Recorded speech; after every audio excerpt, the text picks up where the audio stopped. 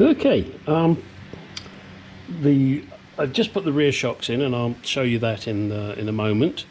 And I'll tell you the method that I used to get them in, because being by myself it was difficult, but you know, little jiggery pokery I got there.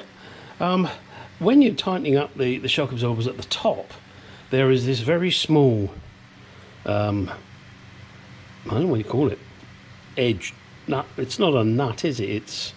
There's a special name for it, and I can't think what it is. Anyway, two sides are this width apart. Now I'm holding it with this small wrench and going at it with this wrench, which of course means, you know, there's an unfair advantage. So in order to assist, I just put it in a socket like that, and that gives me something decent to grip onto, and it works. So just thought that might be of interest to you.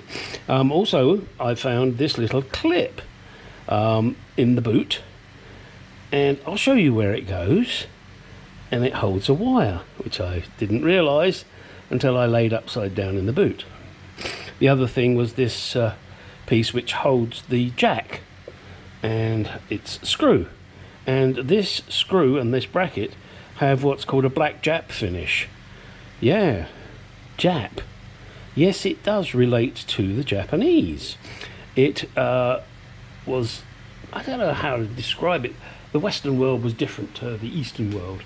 And way back in the mists of time, they used to finish a lot of the products that was high in bitumen, and it was called japanned finish. So hence this is known as a black Jap screw. You're lazy for saying japanned, everybody just used to say black Jap, and I never knew that when I was working as an apprentice electrician, or electrician even, which I finally became. Didn't know why they called them black Jap screws, but it was always, you know, black Jap screws, and they were normally used outside or somewhere where there was moisture, because of the content, the bitumen content in the paint, I guess, or the finish. It was less likely to rust. Now, of course, they use zinc plating, or they use stainless steel. Just thought I'd bore you with that wonderful fact. Right, now let's get underneath the car, and let me show you, and also I'll show you where this clip goes, just in case you need to know. Yep, and there it is. There's that clip in place holding those wires. Oh, one other thing that I just discovered, when you're putting this jack in here, it'll only go in one way round, because otherwise this stud hits the back and then it won't clip in here. Oh dear. Little tricks, huh?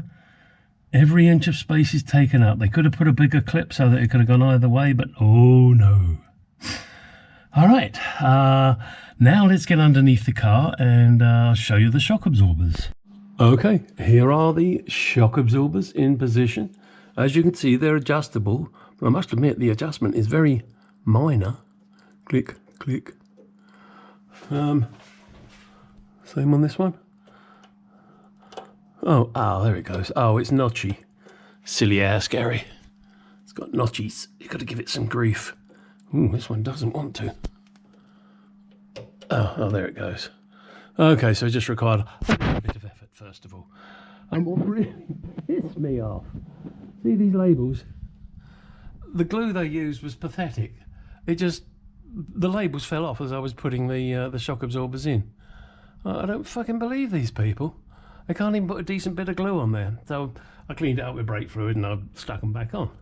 Because, you know, they might be kind of handy for someone else, even if it's not me, to adjust them. Right, next is... I've got to remove that spring and paint the cable with a decent paint. After I've sanded, I've got to sand it first. And I'm going to adjust this spring loop so that it's slightly bigger, because I've got a piece of nylon tubing that I want to put over this, and hopefully then that will just, you know, ease it when it's being used. And I ain't going to use it much, I can tell you that. there's not really much need for it, but we shall see. So that's next. Get on with it. Okay, there is the cable now painted. A lot better than that Hammerite stuff, and will last a lifetime. Right, let's go and get the spring. Right. Well, let's see if this works. I'll pump here. Stuff that tube in there. That was a 9/16, by the way, to remove that. Actually, let's just take this around here, shove it in there. Now, let's see if my pump will work.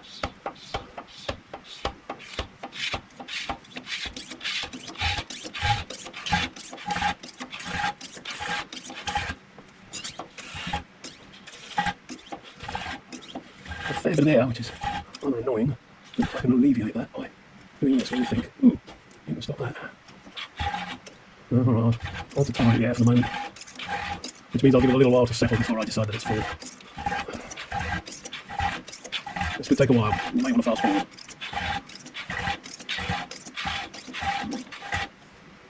How do I fill that up? What if I do that? Let's try that, Gary. Yes, the exhaust bit. I'll have you. Let's try putting it in slowly.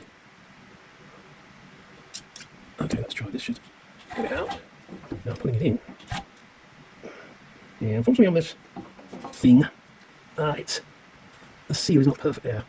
So it's hard for me to get the full amount on. Shame. I'm supposed to be Chinese in prep again. It's filling up okay, but...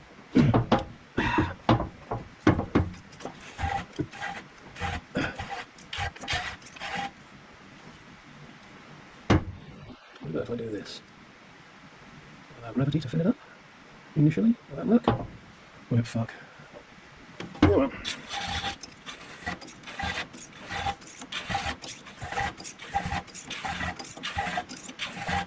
Just keep on going, guys. Yeah, I have no clue how much this takes. Got a feeling it's probably around 3/4. Glad this isn't brake fluid. Putting all this air in it will really fuck it up.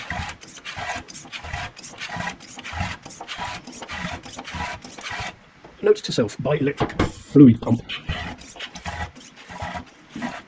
And that keeps coming out. Note to self, don't buy Chinesium crap. God dear, oh dear. Yep, made in China. Precision is not their best thing, except when it comes to making viruses. They made some precise viruses, and let them go. Nice job, China.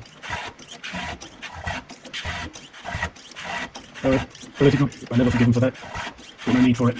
Why do you need to make a virus to kill humans? It's stupid.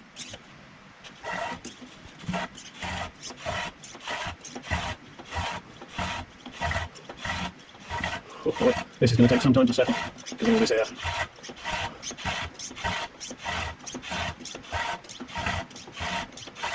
Obviously this fucking pump is letting in air. That just makes it more airy. You might be bored watching how you think I feel. I'm going to do it. Nice.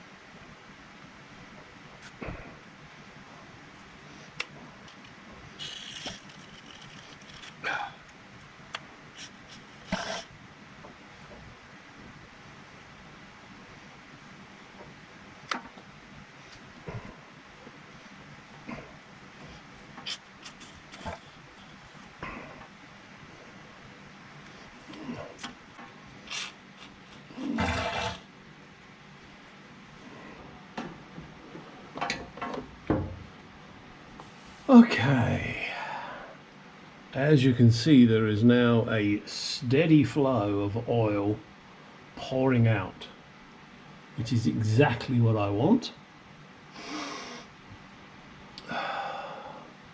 I'm going to remove this, let that drain into the bowl as well. Because of the air that I believe has been pumped in there, I'm going to leave this for half an hour at least, and then hopefully it'll have stopped dribbling and everything will be hunky-dory. I'm not worried about wasting oil because I've got way more than I need. Also, it wasn't the most expensive. It was like 60 bucks for what is it, five quarts? I'm not sure how many quarts are in here. Hang on. For 1 US gallon. It's Valvoline, it's fully synthetic. It'll do what I want it to do. Because I've rebuilt this rear axle, it's going to do 200 or 300 miles, and then I'm going to throw the oil away. However, during that time, after the first initial 10 or 15 miles, I will be checking the level again. And my reasoning for that is that the oil will get thrown around and go up the shafts. That's my theory. Rightly or wrongly, that's what I believe will happen. And consequently, that's what I'm doing. Excuse me a second. So I panicked there for a minute. I thought one of the parts of the axle was leaking. It's because it's so shiny painted that it looks like it's leaking when it's not. Okay. That's it for the moment. Get out in the garage, go do some shit. I've got to find, in fact, why don't I do that while you're here? I've got to find where my fuel line comes through here somewhere. And I don't know where. I've got to find it. Why have I got to find it? Well, because I've got to get fuel to the engine. I'm going to have to look up inside. It may be that I have to drop the tank and get a flexible pipe or get a pipe through, and I'll put money on that's what I got to do. Why? Because I've got the tank in. Oh, fuck. Oh, we're down to a drip. No comments. Yes, I know you're thinking it's me. I know it's someone else.